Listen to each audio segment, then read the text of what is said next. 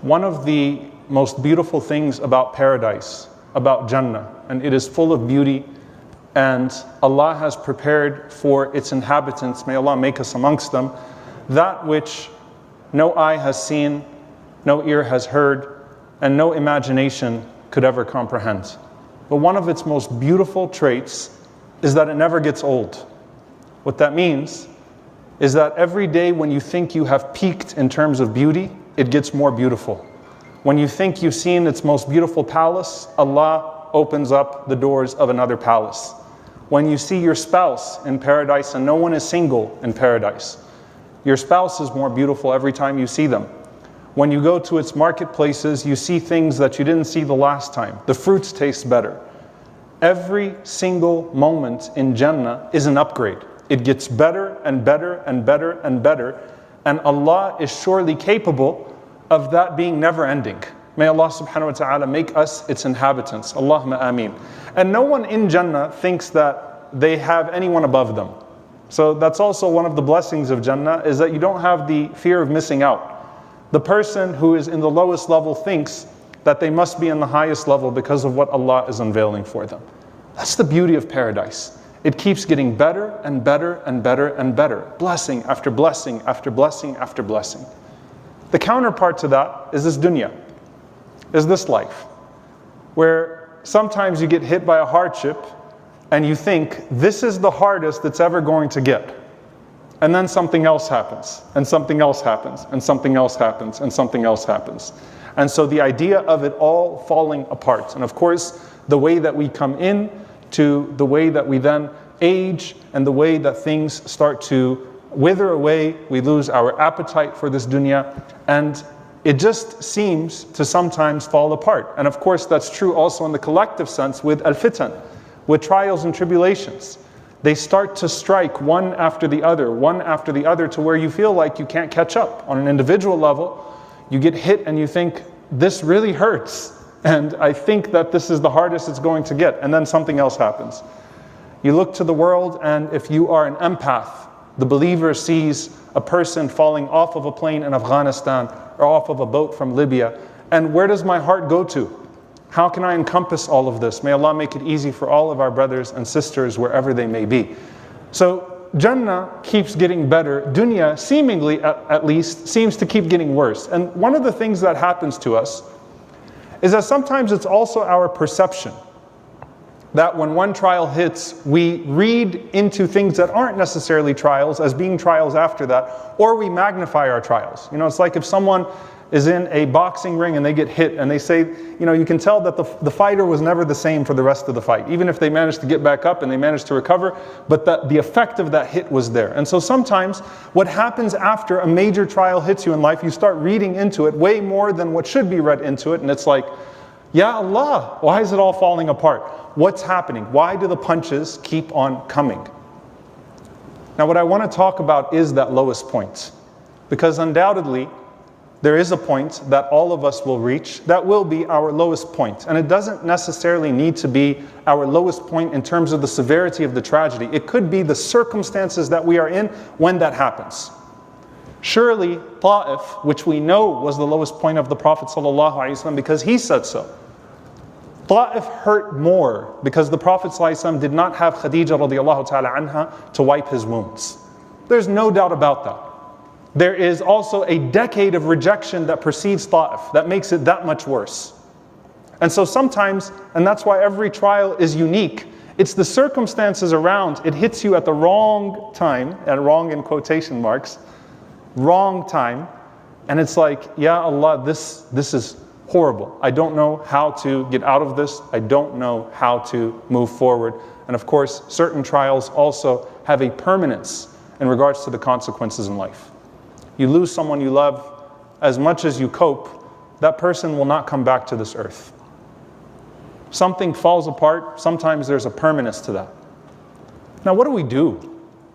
And I don't want to just talk about this from the perspective of hardship as a whole. I want to talk about that lowest point and how you actually take that and do something with it that's very unique. Because when you're at that lowest point, You know what else you are? You're most vulnerable. You're most vulnerable in that you're most likely to put your ego to the side and you can humble yourself most to Allah subhanahu wa ta'ala. So you're most vulnerable, which has the capacity to reinvigorate your dua, your prayer, your reflection, your worship. Sometimes you see a relationship and they say the best thing that ever happened to that relationship was that it hit crisis. And out of that crisis, we learn things, certain things happen, and you look back at that and you see that was a turning point. So your ego gets put to the side. You're humbled. And when you're humbled, you're in a perfect place to make sujood and to cry out to Allah in prostration and say, Ya Allah, I'm humbled. You're also in that vulnerability in a perfect place to rethink things, to be introspective, to actually start to think about what preceded that moment and what can be done after that moment. So it's an interesting place that you find yourself in.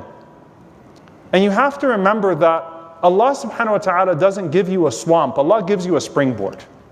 When you're in that low point, you have a chance to jump up. There is no fall that any of us will ever encounter than the literal fall of Adam alayhi salam from paradise to earth. But even then, there was an elevation in his station, his maqam, his status with Allah subhanahu wa ta'ala, that made his station even greater than before he fell. The same thing with Yunus alayhi salam plunging to the bottom of the ocean.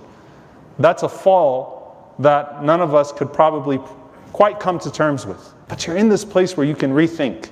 You're in this place where you can reevaluate, reassess, and then get back somewhere. Or where you've actually never been.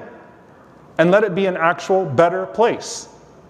And the reality is that a lot of times, especially when you're talking about the secular sense, when someone hits that low point, they talk about their potential from that downfall in this world. It's restricted to this world.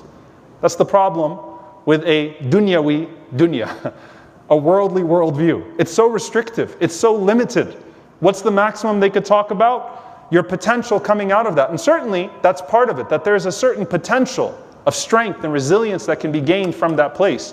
But when we think about it also in terms of the potential of a higher place in paradise, the potential of a higher station with Allah subhanahu wa ta'ala. And we're taught not to necessarily wish for the low point to achieve that potential. Very beautiful dua from Salaam ibn Abi Muti' rahimahullah ta'ala. He used to say, Allahumma in kunta balaghta ahadan min ibadika as-salihin darajatan bi bala faballighniha bil afiyah. Oh Allah, if there is a station that you have gotten people to through hardships and trials, then allow me to reach that station without the trial. That was his dua. If you let someone reach a certain position, we read about Yusuf alayhi salam, Ayyub alayhi salam, Yunus alayhi salam. I mean, the only prophet who we know that walked away from his people prematurely, yet he was the first prophet that Allah revealed to the Prophet sallallahu alaihi wasallam in the spirit of praise. He got back up and he elevated only by the mercy of Allah subhanahu wa ta'ala. And Ibn Mas'ud radiallahu ta'ala anhu is narrated to have mentioned that most of the people that enter paradise don't enter paradise by a good deed that they do, but by the way they responded to a hardship. A hardship came your way and there was a sabr, an ihtisab, a patience, a resilience, a steadfastness that you showed, and that was the means by which Allah subhanahu wa ta'ala delivered you to a place that you otherwise would not have been able to get. The thing is that you don't see that place right now. And so sometimes it becomes hard to be able to see outside of where you are at the moment, to be able to see light at the end of the tunnel, to be able to see that position in a paradise that you can't even imagine. It's hard to imagine it, it's hard to grasp it, it's hard to act in accordance with it, but that's what makes it so rewardable. SubhanAllah, you get this one life to live in this dunya that is consequential to the rest of your eternity. And there are things that happen to you, one-time events that happen to you in this life, and there is one moment in that one-time event that if you capitalize on, it changes your entire hereafter. As-sadmat al-ula, that first strike.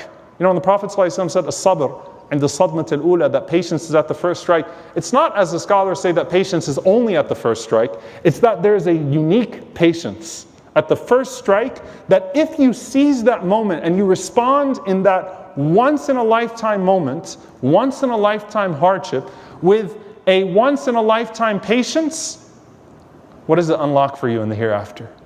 Baytul Hamd, a house of praise that you walk into Jannah and you say, Ya Allah, for me? Ya Allah, how did I get to this place? Because you got hit and you responded right.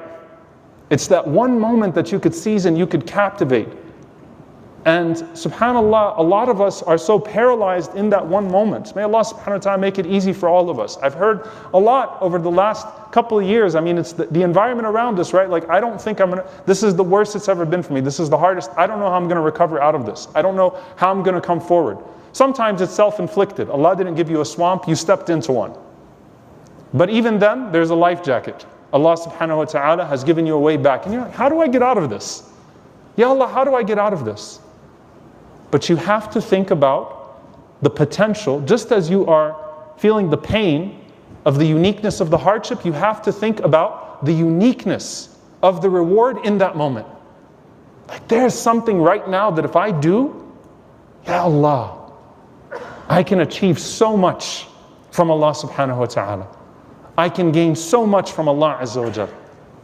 And dear brothers and sisters, there are various low points that we find in the Quran. And it's really interesting, subhanAllah, that when you go through the prophets in the Quran, you know, you get an array of experiences. Sometimes Allah gives us a lot about their da'wah, about their call. Sometimes Allah gives us a lot about their people. Sometimes Allah gives us a lot about their circumstances.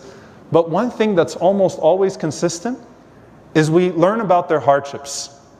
Almost every prophet that Allah subhanahu wa ta'ala tells us about in the Quran, there is that moment. Rabbi inni maghloob, fantasir. Oh Allah, I'm overwhelmed. I am in need. I am faqir. I am poor, in need, vulnerable.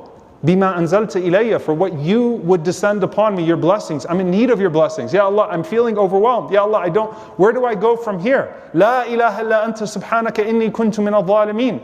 Rabbi inni massani ad-dur. Oh Allah, I'm struck. Oh Allah, have mercy on me. Almost all of them, why? Because pain is the universal human experience that we can all relate to. But that unique reward, that unique place. And I want to end this khutbah because I don't want to make this too long. I want to end this khutbah by putting you in a conversation with your mother. Your mom, my mom. al-Mu'mineen Aisha radiyallahu ta'ala anha. You know, it's really interesting.